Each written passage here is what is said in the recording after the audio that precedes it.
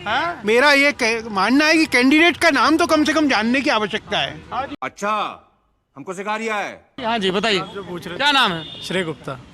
Sir आप जो कह रहे थे ना कि फर्स्ट टाइम वोटर्स को क्या करना चाहिए, तो सबसे पहला तरीका होता है इलेक्शन कमीशन की साइट पे जाके हर कॉन्स्टिट्यूएंसी का एफिडेविट जमा होता है हर कैंडिडेट का। उस एफिडेविट को पढ़िए, उसमें क्रिमिनल डेटा, उसमें एजुकेशनल क्वालिफिकेशन, उसमें उनकी संपत्ति, सब कुछ होता है। तो आपको कम से कम एक स्टार्ट मिलेगा कि आप सोच किस बारे पर पाएंगे। एक्चुअली मेरे को लगता नहीं है कि मतलब 1% भी लोग ये चीज़ देखते होंगे कभी। अरे बाप रे, ये तो धोती खोल रहा है। That's a very mature answer, thank you. और सर बाकी तो सर सबसे बड़ी इशू राजस्थान का तो मुझे ये लगता है कि सर यहाँ पे ना 20-25 साल से जो 5-5 साल वाला जो गेम चला, उसकी वजह से सिस्टम ऐसा तैयार हो चुका है कि वो मतलब जो आप भर्ती ले लीजिए, करप्शन ले लीजिए, वो एक सेट है। अब आप देखिए कि एक आदमी पार्टी छोड़ रहा है सिर्फ टिकट ना मिलने पे, वो दूसरी में शामिल हो जा रहा है, फिर इलेक्शन होगा, फिर जो जीत जाएगा वो उसकी तरफ चला जाएगा। तो इशू यही कोई है नेताओं का ईमान धर्म नहीं है।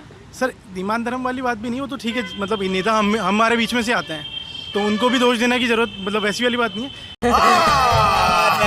झूठ बोल रहा है। लेकिन दिक्कत क्या हो गई है, सीएम फेस 2 ही रहने से सिस्टम इस तरह बन चुका है कि ये गहलोत के लोग, ये वसुंधरा के लोग, चाहे सरकार किसी की भी आए पर तरीके वैसे ही होते हैं।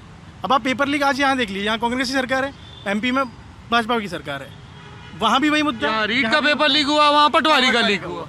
वो लोग ये सोच रहे हैं कि कांग्रेस को दे देंगे तो कांग्रेस आ जाएगी, तो वो शायद भला कर देगी। हम सोच रहे हैं कि भाजपा भला कर देगी।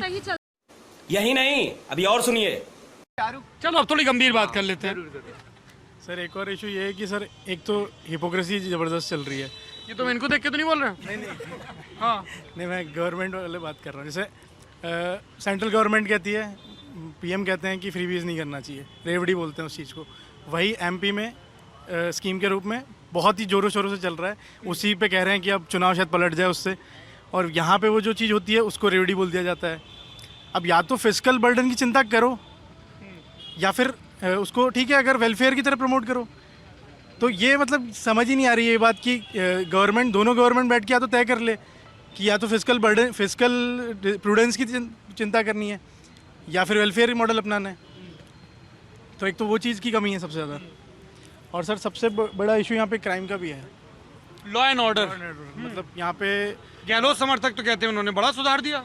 सर वही बात है जो मैंने बोली कि सर सिस्टम वाली बात हो जाती है कि जो 5 साल आ गया वो अपनी तारीफ कर जाता है। इस सज्जन को क्या तकलीफ है भाई, क्या तकलीफ है इनको?